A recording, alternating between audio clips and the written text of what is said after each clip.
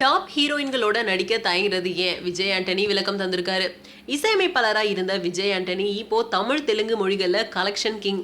இது வரைக்கும் 4 படங்கள்ல நடிச்சு முடிச்சிருக்காரு. நான் படத்துல ரூபா மஞ்சரி ஜோடி, சலீம் படத்துல அக்ஷரா பர்தன்ஷா ஜோடி, இந்தியா பாகிஸ்தான் படத்துல சுஷ்மா ராஜ் ஜோடி, பிச்சைக்காரன் படத்துல சாட்னா டைட்டஸ் ஜோடியா இருந்தாங்க.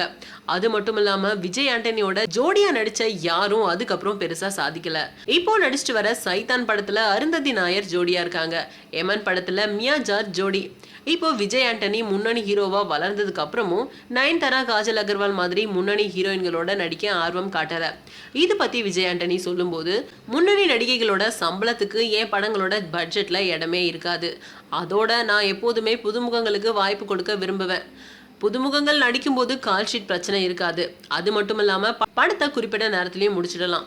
நான் நம்புறது கதையை தானே தவிர ஹீரோயின்ஸை இல்லை. அதுக்காக முன்னணி ஹீரோயின்களே வேண்டாம் அப்படின்லாம் சொல்லலை. படத்தோட பட்ஜெட் அனுமதிச்சு கதைக்கு முன்னணி ஹீரோயின் தான் வேணும் அப்படின்ற தேவை வரும்போது கண்டிப்பாக நான் அவங்கள அணுகுவேன் அப்படின்னு சொல்லியிருந்தாரு. அது மட்டும் இல்லாமல் அவங்கள அணுகிறதுல எனக்கு எந்த வித தயக்கமும் இல்லை அப்படின்னு சொல்லியிருந்தாரு விஜய் ஆண்டனி.